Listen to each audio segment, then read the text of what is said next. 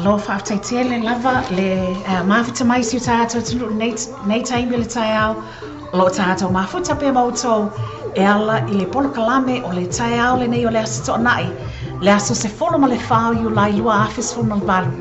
ia I mātou ia o te aronei ia ai le ngata fo I le nā e mamoli atuai le whaamalo ma le whaaftai le tātou ala leo ia I lātou o ma lava ale na whaatoa maua mai ia le tātou polo kalame le nei tai au ia fia lava la le anganga ma le whaaloalo e whailo atu lea ua maua le sota inga le nei taima le tai au ma le awhionga I le minister ia po le awhionga fo I le ali whaipole le whetalainga ia AUPITO SU'A WILLIAM SIO ia AUPITO Kona Maori. Yeah, Maori. So I manuia I lau whionga. Whaaftaitele lava le mawhita mai. Ia e tatono o na o le nei le vai aso. Le nā ua lama lama whaai uai. Ia le whaataha waina. O le tātou ngangana Kiribati. I tatono Aotearoa nei. Le tatono e au ai e tā uona tā whaataha uai whaipol kalame. A le tātou mtanga luenga o loo whaanga solo I le nei taimi le tai au ia malo lava le soifomanuia I lawa whionga I le ali minister AUPITO whaaftaitele le mawhita mai le nei taimi le tai au oa mai le nai tu ia o le sa ni atu foi mo ka penanga le o le aso whapitoa o Kiribati le whamanatu le totsu wiwa tausanga tau foi ona maua lātou le tūtotasi ia e whatalu whatu I le sunga mai se foi le tō ofisa mai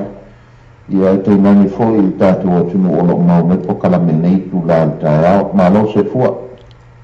langi mamai le nai tū whaaftaitele AUPITO ia ia I le tautononga le nao lo onofo ai olo ona o pol kalame lo whape ona whaangasalo solo o lo o tsau ona awaia te ila wa whionga le nei tai au ia le ngata I le nā o le ata o sa o loa inisi o tūlanga pei ona o lo o tutupu mai I le nei vai aso pia sa tutupu I tono Aotearoa I le nei vai aso e au lava ona tātou whaatalanoaina ia e mai sei foi na fia maua I le tātou polo kalame nei se whina ngalo o laua whionga le matau pumua mua pei o na tulai mai I tono o le loto I whale po le vai ai o tātou I nei Mangere Su'A po lau whionga whai AUPITO le tulanga pei o na iai ia le stasi o tupulanga tala vō lea na maliu po o loo wha ngā solo pea ia suenga a le ofisa o leo ono le tulanga e tu sai o whaalawalawe lentu lai mai Bucklands Road I le neiva yaso lau whionga AUPITO se tulanga lea mawhai ona e whaasoa mai iai I le tulanga lea ia le tamaitai lea ua maua ma whaalau I loa mai e ofisa o leo ua maua maliu le pōle astona'i I le vai aso o tona I atu o le Mangere sufetau sanga o se tamaitai maudi o se tamaitai mai I up north o Northland I mātu o Kilangi ia poringa mai o leo ua nofola I Mangere o lea lai whaua peso e ngā leo ona na maua leo whamtalanga I le aso to'ana'i ma mawai ma whai ona la tō ua le whale lea o se whale sutatu fua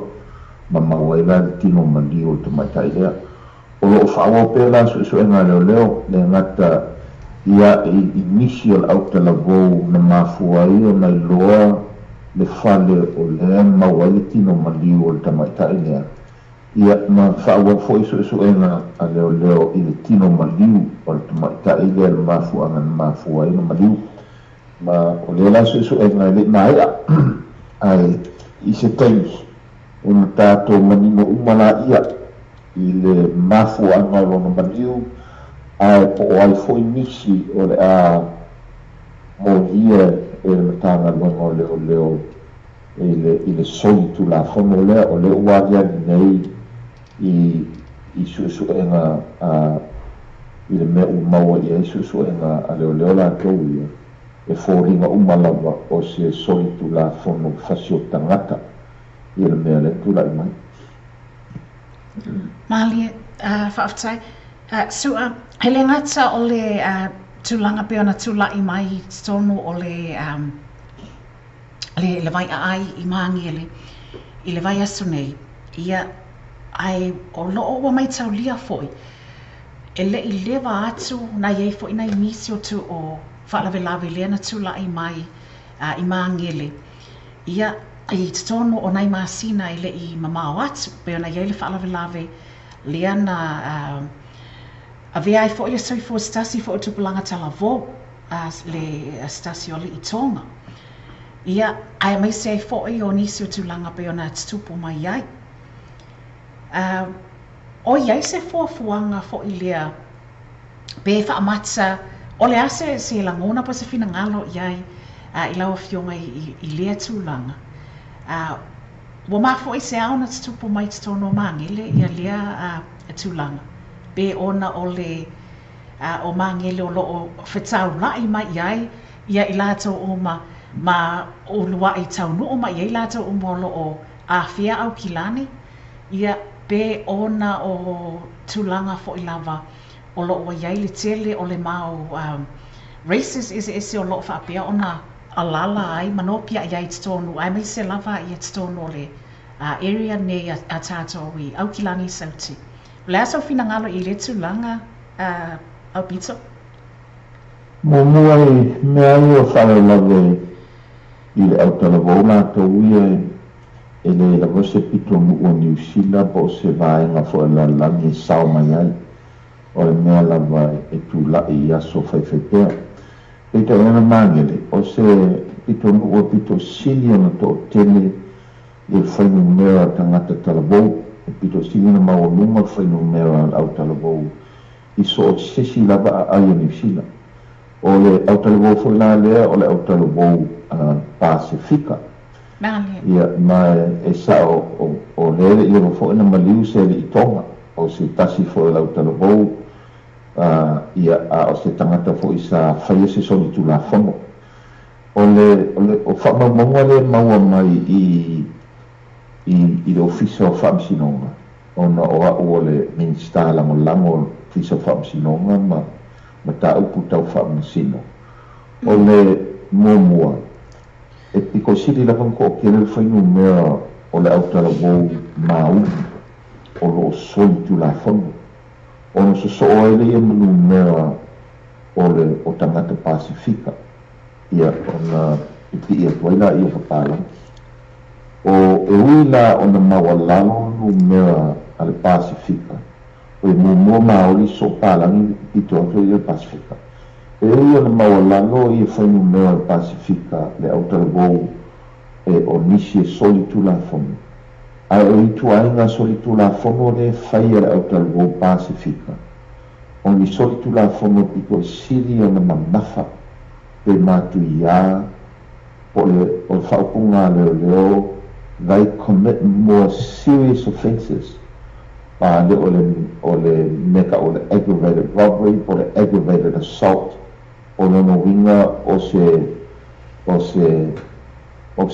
ngaoia fo ilele whaanga ini au penga o se ulanga fo i wala pe fasia se tangata whaanga fo ini au penga e peila o le mea ngā le mai tauinga e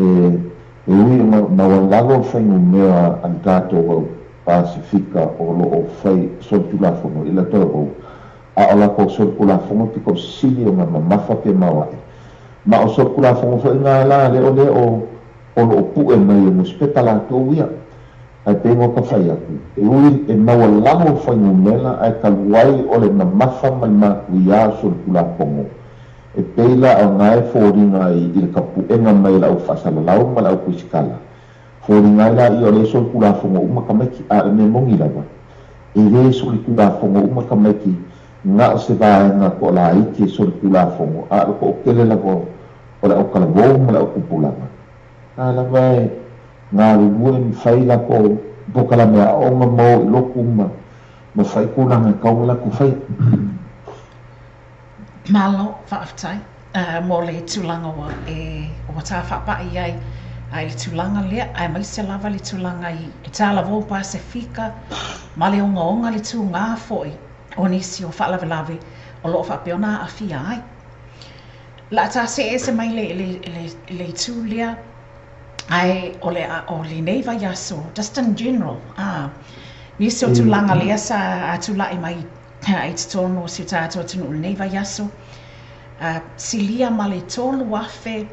o nisi o le au tausi soifua, po o le au tausi mai, o ni tausi mai le Pasifika. Beila ona iai le nei vaiaso, lea na whaatino ina ai, ia le solo po le mau foi, le au tausi soifua, e a fia ai ma tausi mai po tausi soifua Pasifika, lea na lato a fia ai, ia le malo, mo sa lato fina ngalo, ia e tusai o lato tutong,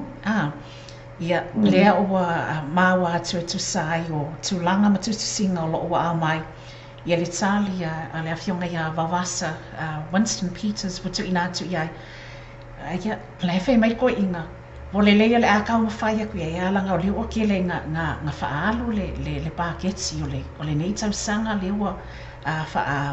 ua amatalia. Ia, o iai ni tūlanga o lo whapea o na mawhai o na whesoasoani ai le matanga luenga lea a tātou le matanga luenga mo le leilau tele o tangata Pasifika I tūlanga whapea peila o na iai ia le langona foi po le mau au mai I luma mea le au tausi soifua po ali I matamaita I fō mai tausi mai. O le e ke lere ofa ua wako le mano I li I makamaika I kausi mai. E owa male snima se lau idioma ronga winga afa idioma. O se ofa piko sili lenga maulunga o le whakua maua e rea au whenga wenga malo I le iwa kausanga o konga. E longa winga le iwa kausanga o konga I le se si kanga nga whaiere si whenga malo la tōia. O se keni mua la le ua wako e se ofa whapenge e malo ua waku fo ila lai ape whamumua ia ila ko lai piko sili nga maua laro la ko kongi kongo o au nganga ia I UK ia ma kofi ngei o longa winga ko wawhenga o Pacific Nurses a whai o la ko lawe piko sili nga mangui ai o le kulanga la nga mumua I mole sila fiera mu olisi o se kaini mumua lea wadia isu la ko leo I kulanga kau ki e whapengei o nga o le whainga malongi e lau ke kariainga malo ia e aia ke kau o whaala popokonga po o iungi la u whainga luenga e wheukanga I ai ma whai eila ko ke o ngila ko aia ke kau wha bao malo I mene ka o ke ia ai I le iwa kau saka ua konga I a o iai le si whainga malo e le si leo ngā lia le I a wai rea lo ia me le lango inga fo I e le ngā whainga malo o mātou fo'i e ka kala le kupe I nga ia le lei ia kokongi maua le au whangadunga malo ma ia kelele ia le lei le whaakupe inga o au nganga le whanga malo a le si vaenga le sa iai e lau kele I fia whai ia whainga o lako kan konga le kakaunga lango I au nganga le whanga malo o mako maula le nga wako iai e Winston Peters ele eti parmen se ngai ele ma fai whainga malo whaungei a kose kausanga karu kula I mai o ma fo ia uma mea o lai ngau I ai ma whaafikau I lai ngau I e ma kamai kai kausima I se pātiki e kasi ai mesi o lako whaafikau I reila umai o meno upu I ala ko I lai o risi whainga malo mua la kuranga nga o kala fo I mal maurenga bako e umai se a pangoa kalia le a whai wala ko whingalo kalia lea o le iei le pūranga la ko I makat kongonga o se amakanga ni whaawau pia whiukanga inga I kausanga lawa o le rumanga ai o le la ko ke ele a mai whaimingi I e pūrea la kou ai o le ofa le ua waku o se ofa piko e sili o nga maurunga aku I lo sisi lawa kai me o whai a koe se ofa ale whainga malo ia i la kongi o li i makamai ka i ko si mai o lesi o le fo i fau mai whiukanga i ngā whai aonga o pule aonga o le makanga luenga lau kele le malo la kouia o mapengo ko whētu i makausanga sa e si whainga malo e lau kele i maua le ngei sa olo konga te o ngā kakala atu le whainga malo ngi i ngā i a mai e o la kou whina ngalo mamau i whiukanga inga ma o le malo fo la ngei o le le karikonga e whiukanga i le ane o kongu ma le ane o sao i ngā i e se kau unga e mali di e uma i kungei i e pule ala li i makamai kai kau si mai ai le o koe eisi si kupe pekoi whapopo aku ai ma whai o ngā koe iei whakuranganga a whai o le whiwhia e ofa rea o ngā e le o ke le si kanga mo la kore ma o lunga la koko i e whai la koe whuku unga i e ke le lunga ai whapa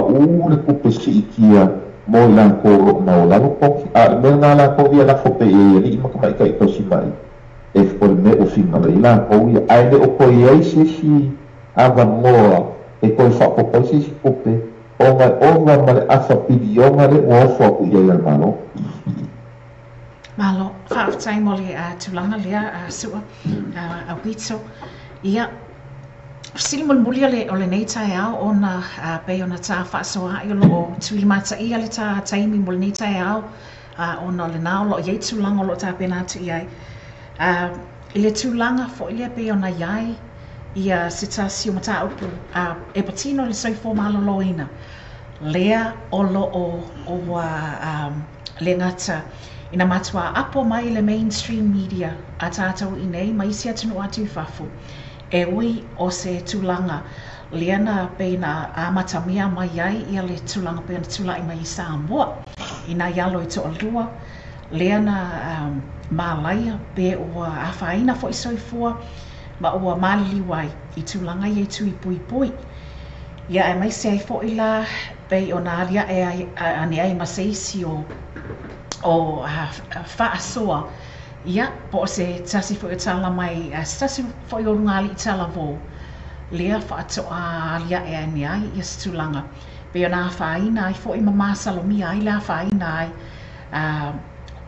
po le mali liwa i fo i o la alo e to alua i le tulanga lava lea i le tui pui pui pei ona ua mai tauina ia le ia ola po soifua ua whaina ai. I le tō mai la ia tātou matanga luenga mō le Pasifika. Ia po le leilau tele o le Pasifika. O ani tūlanga o lo whaapea o na tāpena atu iai. Ia awa lava ia tūlanga mō le puipuia o nai whanau itea. Mai se lava whanau Pasifika. Ia mani por kalame foi. O lo whapea o na whangasolo mō i lato. O le mea mua o le wainga le tui puipuia ia na moni atu whananga foi i mātua, mai se mātua le ua māliwa inia i lato walo nei. O le mwhaalawe le tūla i mai Samoa ne te tā ua. Ia, ma o ini le whanama i le sa foku ma e kaimi nei i le whanamaunga o le ma le tusifo o le ua mai Samoa o le o tāwhi le whainga o pui sa foku o lo o whaia le suenga i e matanga luenga soifua maloloina o lo o whaia fo le suenga leo o lo o wha maloloina mo se vaitaini ia i lātou le au whainga luenga o le sa ngā lue i sa foku i le whainga o tui nei tui pui o lo o sota i mai fo i la mtanga luenga soifua maloloina New Zealand ma le la o lo o ngā luentanga luenga soifua maloloina New Zealand ma le whalatonga le whawā malo le WHO World Health Organization i a Samoa i ngā i e koe whaini si suenga i le vaenga o tui lava nge kasi e po ani whaale kongu o lo o iai mai le mea na whalakau mai kui ngei o New Zealand lava na tō ia ma le whalkanga lo o mai e fo e i lātou lo ngafa ma le mamatau whapenge i tono New Zealand lātou mau o whautuina i lātou minsta o lo saonga le mupea ia i le whainga tui pui pui a New Zealand. E le i tupu fo'i le tūlanga lea pe o le mali kiu o nisi o tamaiti New Zealand. O tūlanga lana le iai o le whai isu enga mua ia ae mo le anga i umala tau ia. E le pea le o so sisi la volo iai ia ni popo lenga fo'i i taimi ngei. E le pea so tai a lato fomati. An lato general practitioner laia nga ia siasi ma ia maua se mamla matiti. O le popole nga ia matou o ngai tele ia whasara launga lo ABC na i le mata upu nei o me si whasara launga po i o lo whai e lunga le social media whakarangoanga tangaka ma lau soro lunga li ki o e whaawai lava ngā karangoanga nā kou ia e re ingi e re a ngoa mea o lo whaawai la tu mau e pei la o le mau ia lai e oso ho e lele o le soonga lafo whaamatalanga. Sa amatalanga soonga whai. A le mau ia le a mai mai a la tau le a popo ma le a tau fo e la saitisi. O sa moa o lo whaawausu suenga o New Zealand saunga le mopea whainga pui pui pui. Ma tau lam whautuanga a whaini mātua ia o lo i ese popole pe iai a lai